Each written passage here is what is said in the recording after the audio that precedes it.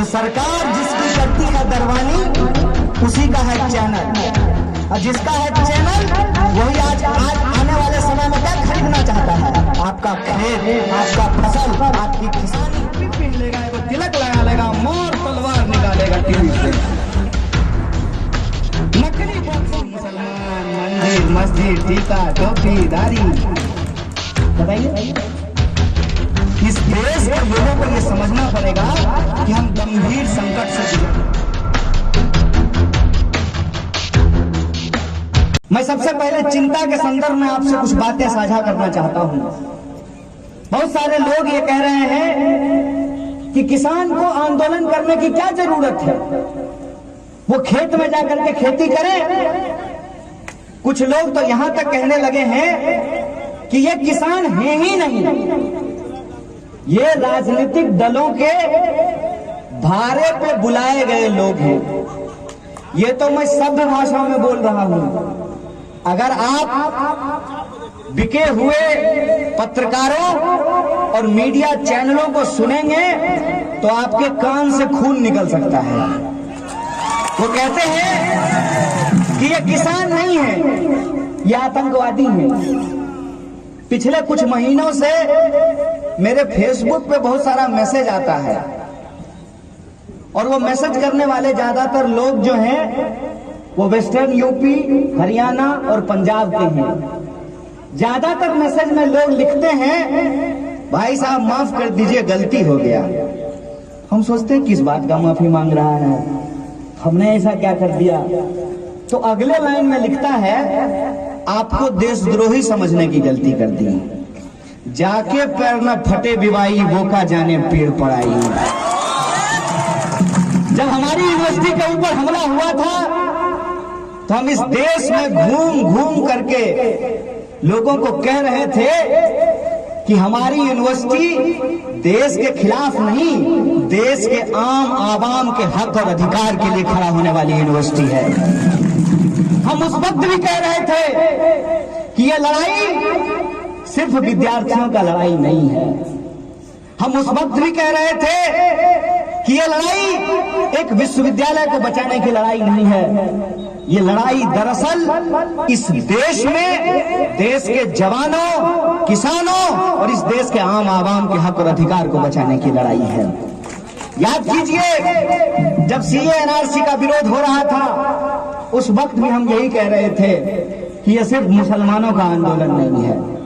और आज जब किसानों का आंदोलन हो रहा है तब भी मैं आपसे यही कह रहा हूं कि ये सिर्फ किसानों का आंदोलन नहीं है, ये इस देश के आम और आवाम के हक और अधिकार को बचाने की लड़ाई है। और जब मैं ये बात कहता हूं तो इसके पीछे एक तर्क है, इसके पीछे एक दावा है कि मैं ऐसा क्यों कहता हूं। मैं पहली शुरुआत करना चाहता हूं अपनी यूनिवर्सिटी से। हमारी यूनिवर्सिटी में जो आंदोलन हुआ, उस आंदोलन में हम क्या मांग रहे थे? हम कह रहे थे कि शिक्षा खरीदने बेचने की चीज नहीं है।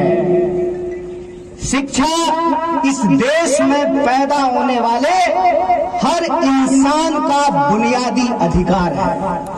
हम कह रहे थे कि आपको जितनी परीक्षा लेनी है ले लीजिए, आपकी इच्छा हो तो अग्नि परीक्षा ले लीजिए, लेकिन अगर हमारे भीतर काबिलियत है तो हमको पढ़ने लिखने का अधिकार होना चाहिए। और ये हम आपसे भीख नहीं मांग रहे हैं, ये हमारा बुनियादी अधिकार है, इसको हम आपसे मांग रहे हैं और इसको हम लेकर के रहेंगे। तो बहुत सारे लोगों ने कहा कि शिक्षा सस्ती अच्छी क्यों होनी चाहिए?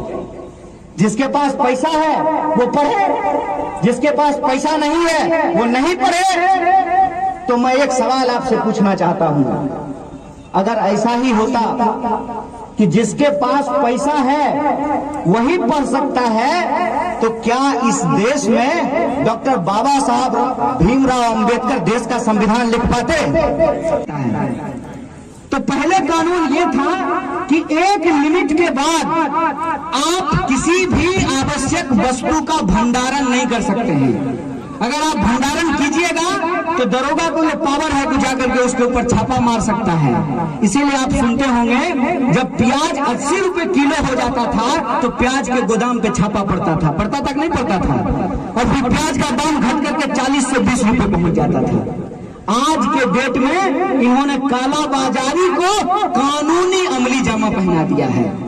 ये पूरा का पूरा लड़ाई, इसीलिए मैं कहता हूं कि सिर्फ किसान की लड़ाई नहीं है, ये इस देश के आम और आवाम की थाली में रोटी नमक प्याज दाल रहेगा कि नहीं रहेगा, ये उसकी लड़ाई है। इस बात को हमको समझना चाहिए। इसीलिए इस लड़ाई को सिर्फ फार्मर के तौर पे नहीं बल्कि इस देश में सिटीजन के तौर पे, कंज्यूमर के तौर पे हम लोगों को लड़ना पड़ेगा। बोलिए इसके लिए आप तैयार हो कि नहीं है?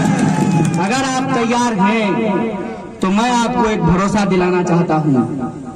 ठेकेदारी का जो ये कानून ये लेकर के आए हैं, 3 कानून है, याद रखिएगा। एक, मंडी समाप्त करने का कानून, दूसरा, किसानों के खेत को ठेका प्रथा पे देने का कानून, और तीसरा, जो आवश्यक वस्तु है उसके कालाबाजारी को बचाने का, ये 3 कानून है। तो ठेकेदारी का जो कानून है उसके संबंध में मैं एक बात बोल करके अपनी बात को खत्म करूंगा। ये बिहार की धरती है, और इस बिहार की धरती पर जब महात्मा गांधी आए थे नील की खेती का विरोध करने के लिए, तो नील की खेती का विरोध किसान क्यों कर रहे थे?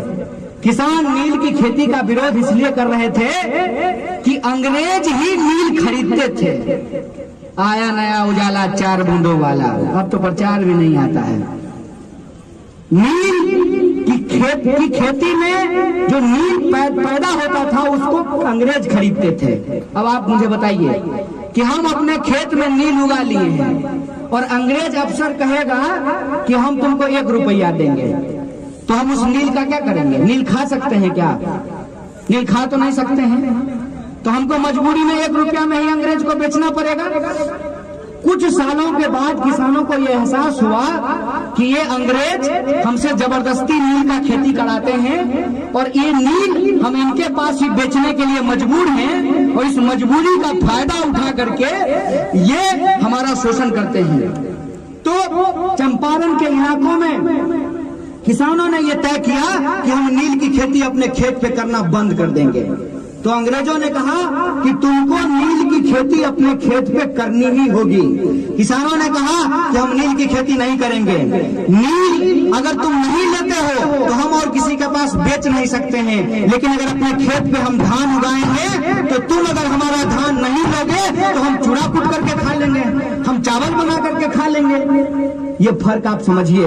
यह जो ठेकेदारी का कानून है, जिस कंपनी के साथ आप करार कीजिएगा, मान लीजिए आप खस की खेती शुरू करते हैं, आप पिपरमेंट की खेती शुरू करते हैं, आप स्ट्रॉबेरी की खेती शुरू करते हैं, तो वो कंपनी ये बता करके कि आपका प्रोडक्ट जो है वो हमारे स्टैंडर्ड के हिसाब से नहीं है, आपका प्रोडक्ट हमारे स्टैंडर्ड के हिसाब से नहीं है और आपका सामान नहीं लेगा, तो आप बोलिए आप किसके पास बेचने के लिए जाएंगे? तो मजबूरी में कम दाम पे आपको उसी कंपनी को अपना सामान आपको बेचना पड़ेगा।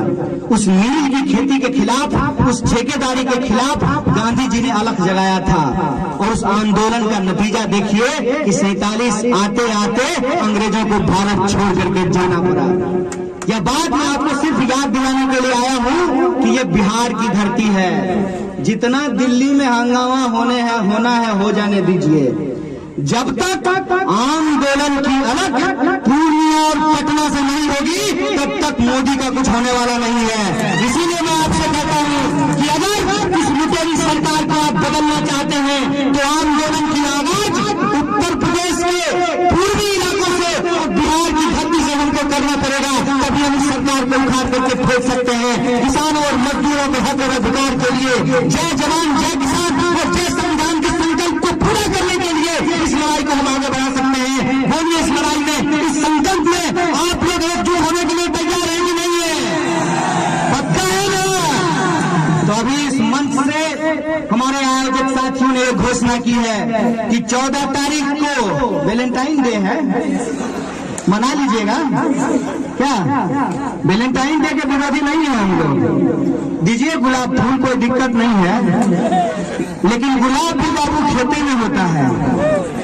और भगत सिंह की जो आर्मी थी जिसका नाम था हिंदुस्तान सोशलिस्ट रिपब्लिकन आर्मी, उस हिंदुस्तान सोशलिस्ट रिपब्लिकन आर्मी का एक कोडवर्ड हुआ करता था। क्या था कोडवर्ड? गेहूं और गुलाब।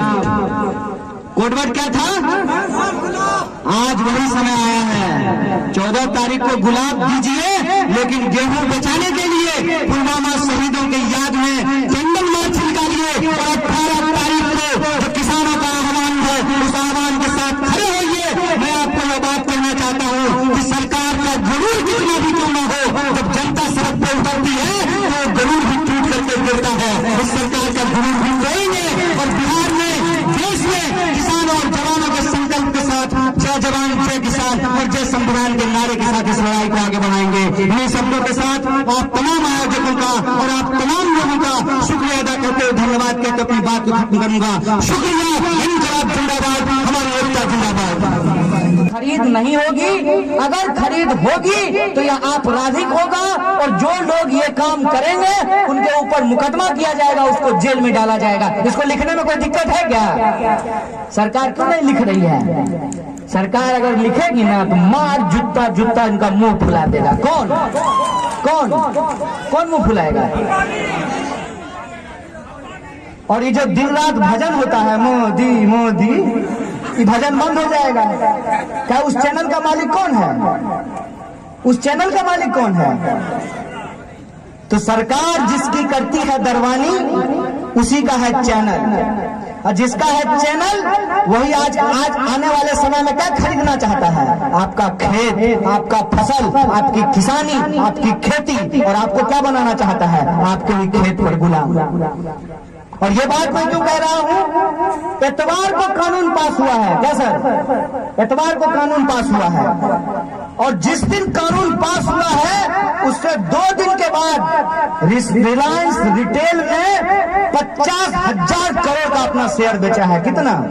क्या को सुनना होगा? 50,000 करोड़ का क्या को सुनना होगा? गिनती कर लीजिएगा। 50,000 करोड़ का शेयर बिका है। किसका? रिलायंस रिटेल का। पूर्णिया में कोई रिलायंस रिटेल का दुकान देखे हैं? एगो एडवांस जिला है तब आप। 2 गो लोग कितना है यहाँ पे?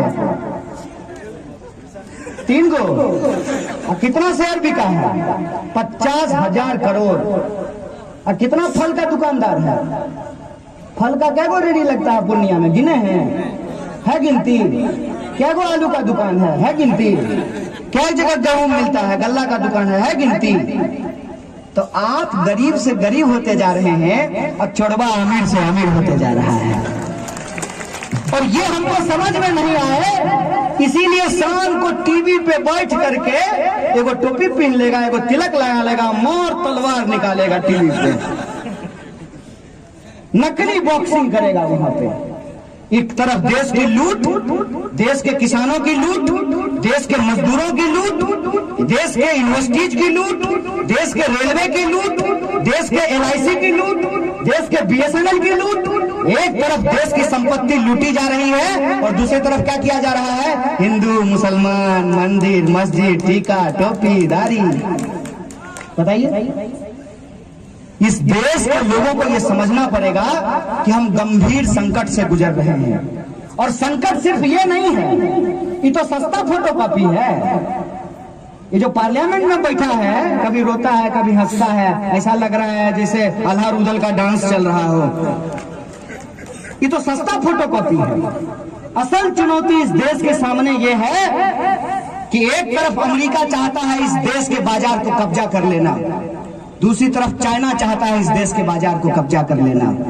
आप बताइए, 135 करोड़ का यह देश, जहां महात्मा गांधी, फणीश्वरनाथ रेणु, नक्षत्र मालाकार, कर्पूरी ठाकुर जैसे लोग पैदा हुए, यह महान धरती, ये भारत भूमि जो अपनी आजादी को सेलिब्रेट करता है। एक तरफ उस देश के 135 करोड़ लोग हैं, उनकी आजादी का सवाल है, दूसरी तरफ ये लुटेरे और बेईमान इस देश को कब्जा कर लेना चाहते हैं।